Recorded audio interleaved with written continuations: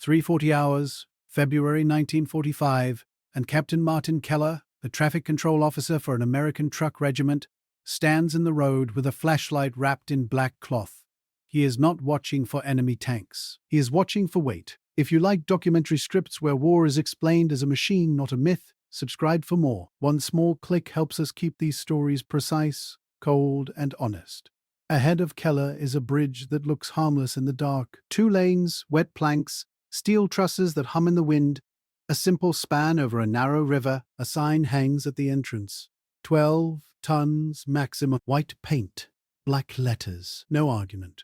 Behind him, the night is not empty. It is full of engines idling in disciplined misery. A column of trucks stretches back through the trees. Then beyond them, headlights are hooded, but the glow still leaks. A faint orange ribbon. The plan had been clean on paper. This is how it always starts. A map line, a timetable, a promised throughput rate, a confidence built on assumed capacity. The Allied advance is moving fast enough to create a strange problem. Success burns fuel at a faster pace than failure. Every mile forward increases the length of the supply line. Every hour gained at the front steals hours from the rear. So the system answers with trucks. Lots of them, not one heroic convoy. Thousands of anonymous vehicles, 2.5-ton cargo trucks, tankers, wreckers, prime movers, all of them built to convert gasoline into distance. They have a simple mission: move tonnage forward, keep the front fed. The schedule says a bridge is a bridge. A line over cross here, continue there, deliver, return. But Keller is staring at the number 12. A 1-2-ton limit does not mean careful. It means math. A standard 2.5-ton truck is not 2.5 tons when it arrives. That label is what it can carry, not what it weighs. Empty, it already weighs several tons. Loaded, it can creep toward the limit with no margin for error. And the problem in February is that nothing arrives empty. A division is moving, so everything is heavy. Ammunition comes in crates and metal boxes. Fuel comes in drums and tankers. Rations come by the pallet. Spare parts come in thick wood cases nailed shut. And then there is the hidden mass nobody respects until it breaks something. Mud. Mud clings to tires. Mud cakes in wheel wells. Mud adds weight and rolling resistance. It forces engines to work harder, which burns more fuel. It slows the cycle time, which increases the number of trucks needed. When the weather turns, the whole equation changes.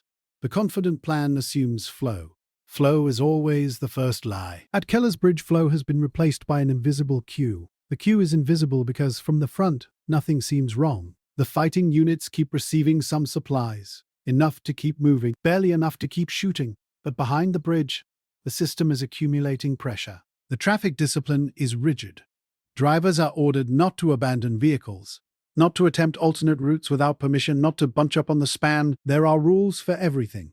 Spacing, speed, halts, radio silence, light, discipline. Procedure is a substitute for certainty. Keller's role is to enforce procedure, and procedure is now strangling the operation, because the bridge is not just a piece of infrastructure. It is a valve with a maximum load, a valve with a maximum rate, a valve that cannot be forced open by courage. The engineering logic is cruelly simple. A bridge is designed for a certain live load. That load includes dynamic effects, not just a truck sitting still, but a truck moving, vibration, oscillation, the hammering of axles. A convoy is not a sequence of weights. It is a sequence of impact. Now add the reality of war. Bridges are repaired and they are reinforced with whatever is available. Steel, timber, scavenged beams. Sometimes the structure is temporary. A Bailey bridge, a treadway, a patched span over damaged supports. A 1-2-ton sign is not a suggestion. It is the boundary between use and collapse. Keller knows what a bridge failure is not one truck lost. It is the entire route severed. It is hours, sometimes days of detour or repair. It is recovery equipment summoned. It is engineers pulled from other tasks. It is more traffic jammed into fewer roads. One broken span can starve a sector. So Keller turns war into sorting. He waves forward a truck, he then stops the next. One driver argues through a cracked window. He swears he is under the limit. He swears his cargo is essential. He points to markings on crates, to paperwork, to urgency. Keller does not debate urgency. He measures mass. If the truck is a fuel tanker, it is turned away. If it is a prime mover towing artillery, it is turned away. If it is overloaded, common because everyone overloads when time is short, it is turned away. Turned away to where? That is the first micro hook the plan never answers. There is no empty space in a moving army. There is only road. A rejected vehicle does not vanish. It becomes a new obstruction. It needs a holding area that does not exist. It needs reloading, it needs a route that can take it, which requires reconnaissance, and every exception generates more staff work. Paper, radios, dispatch logs, and every minute of staff work is paid for in gasoline. The queue grows because the bridge is narrow in capacity, and because capacity is not just weight, it is cycle time. A bridge can pass one truck every so many seconds. Spacing is enforced to reduce cumulative load and vibration. If the road surface is slippery, speed is limited. If visibility is low, spacing increases. In February darkness, spacing becomes generous. Generous spacing becomes low throughput. Low throughput becomes backlog. The system is now losing a race against itself. The front consumes supplies at a steady burn rate. The rear sends supplies at the maximum rate it can manage. Between them sits a single fixed constraint. One bridge, one sign, 12 tons. The numbers start to matter in an ugly way. A truck company can run a loop. Forward loaded, back empty. That loop has a time. Distance, road conditions, stops, refueling, driver fatigue. If the loop time increases, fewer loads arrive per day. To compensate, you need more trucks. So the command sends more trucks. But those trucks must also, so the attempted solution increases the pressure on the constraint. This is the anatomy of an invisible queue. The system reacts to shortage by feeding the bottleneck. Keller can feel it. His radio crackles. Someone is asking for an estimate. When will the backlog clear? How many vehicles are waiting? He cannot answer with precision? No one can. A queue in a forest is hard to count. Vehicles are scattered around bends and tree lines. Some are stopped, some are creeping. Some drivers have killed engines to save fuel. Some are idling because the batteries are weak. And fuel is already the second constraint. A truck that idles for hours consumes gasoline for nothing, not much per minute, but thousands of trucks do not much. They do catastrophic. Even in cold air, you can smell it. Exhaust hanging low over the road. A steady taste of unburned fuel and oil. Drivers are trapped between. If they shut down, engines may not restart. If they idle, fuel disappears. If they leave the road to turn around, they sink into mud. So they wait. The queue is not just vehicles. It is human endurance. Men sleep in their cabs. They chew cold rations. They write quick notes on damp paper. They urinate in ditches and try not to. They listen for instructions that do not come. And the front keeps calling for more. Now the hidden variable enters fully. It is not enemy fire. It is the bridge's classification and the Army's load discipline. In theory, the Army has procedures to prevent this. Loads are meant to be planned. Weights, calculated, axle loads considered. Traffic is meant to be regulated with military police. Routes are meant to be assigned based on vehicle class. But war is a stress test. Under stress, men improvise. They overload because the next delivery might be impossible. They skip inspections. They ignore route signs because the detour is long. They do this for the same reason they charge a machine gun nest. They want to solve an. Systems punish that instinct. At Keller's bridge, the bridge does not care that a battalion is low on ammunition. It does not care that a commander promised an attack at dawn. It only cares about bending moment and shear. If the load exceeds the design, it fails. If it fails, everything fails. So Keller keeps sorting. The bridge passes light cargo trucks. It passes jeeps. It passes ambulances that are within limit. Then a heavier vehicle appears, creeping forward with stubborn intent. A wrecker, perhaps, or a truck towing something. The driver likely believes his mission overrides. Keller steps into the lane and raises his light. Stop. The driver stops inches from the span. The engine growls. The vehicle rocks slightly, like a restrained animal. Keller gestures for the vehicle to pull aside. The driver shakes his head. He likely realizes the shoulder is soft. If he pulls off, he may not pull back on. Keller's voice stays calm, but the decision is final. Procedures exist because arguments do not strengthen steel. The vehicle, it blocks the lane behind it. Now the queue has a secondary jam inside a queue can become fractal. One delay creates another. Every attempt to escape creates a new blockage. This is why the plan collapses without gunfire. Now Act 3 must do what the battlefield cannot. It must explain the mechanism plainly. Imagine the bridge as a funnel. If it can safely pass a vehicle every, say, half minute to a minute under strict spacing, the maximum rate might be dozens per hour, not hundreds. Add darkness, wet surfaces, and traffic control, and the rate falls. Now imagine several thousand trucks arriving. Even if the bridge passes one truck per minute, that is only 60 per hour. That is 1,440 per day in perfect conditions with no stoppages. Perfect conditions do not exist in February 1945. Every heavy vehicle rejected reduces throughput further. Every recovery operation to free a bogged truck steals time. Every confused unit searching for an alternate crossing clogs nearby roads. So the queue grows faster than it can shrink. And while the trucks wait, they consume resources. Fuel for food for drivers, maintenance hours, tire wear from creeping forward under load, batteries drained by radios and lights.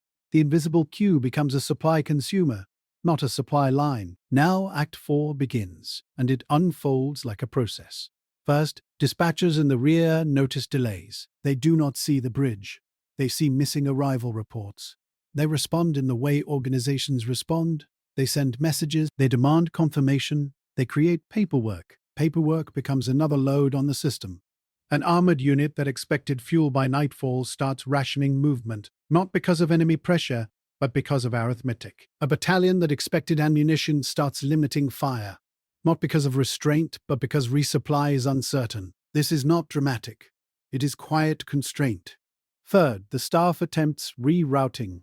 Alternate bridges. Some are blown, some are damaged. Some have their own weight limits. Some require engineer work to improve approaches.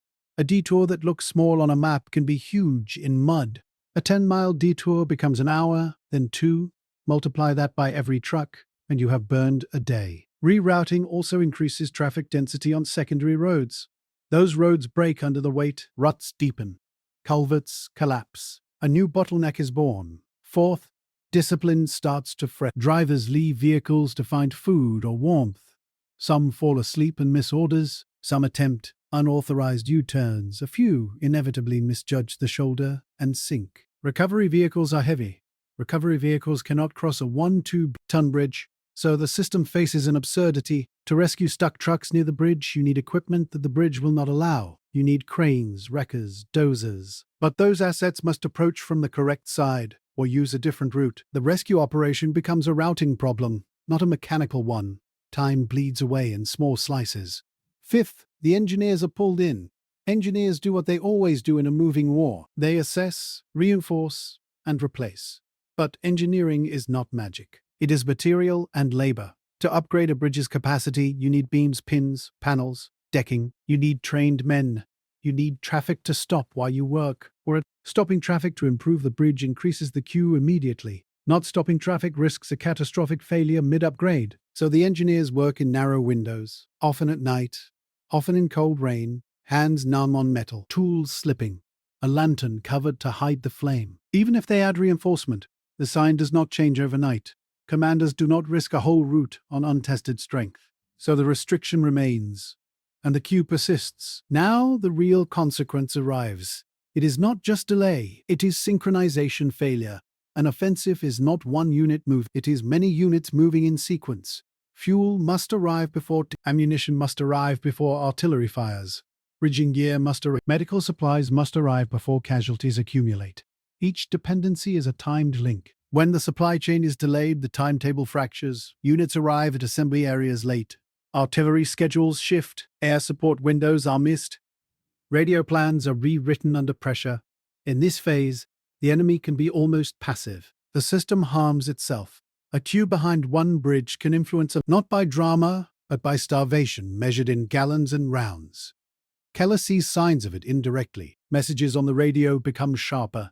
Higher headquarters wants numb. Drivers are told to hold position, then told to move, then told to hold again. The language changes from confident to reactive. And the queue, once invisible, becomes visible in its effects. Then fuel, then food, then bridging equipment, then everything else. Prioritization is another form of triage. Triage admits that the system cannot meet all demands. It selects what survives. But even prioritization has a cost. To prioritize, you must identify. Identification requires paperwork and inspection. Inspection takes time. Time reduces throughput. The more urgent the situation becomes, the more the system slows itself with control measures. This is the paradox of crisis logistics. At some point, someone asks the forbidden question. What if we ignore the sign? The temptation is real. If the bridge holds for a heavier load once, perhaps it will hold again. If it collapses, the disaster will be blamed on someone else. If it holds, the backlog might clear. This is how systems die. One unauthorized crossing by an overweight vehicle can turn a slow problem into a fatal one. Keller likely knows this, so he becomes the human embodiment of a not heroic, not glamorous. He is a gatekeeper between impatience and physics. Act 5 is the industrial verdict, and it is cold. In war, we like stories of bravery. Bravery is real, but it is not the whole mechanism. A truck driver can be courageous and still be stopped by a number. An officer can be decisive and still be trapped by capacity. A division can be aggressive and still be immobilized by a bridge classification. The invisible queue is the lesson. A bottleneck does not announce itself with explosions. It announces itself with waiting. The war machine is made of components with limits: road widths, bridge loads, tire rubber, fuel octane, paper forms, radio nets, human sleep. When the plan assumes infinite flow, the constraint will choose the battlefield. It will choose where the army pauses. It will choose what arrives on time and what arrives too late. That bridge with its 1-2-ton sign does not appear in heroic memoirs. It does not get medals. It does not have a flag planted on it. But for a stretch of hours, maybe longer, it controls thousands of men and vehicles. It turns momentum into a parking lot. And that is the uncomfortable truth. Systems defeat individual courage by being indifferent to it. A bridge does not care what you feel. It cares what you weigh. If you want more episodes that dissect war through logistics, engineering, and failure points, like and subscribe. Which hidden variable should we cover next? And where are you watching from?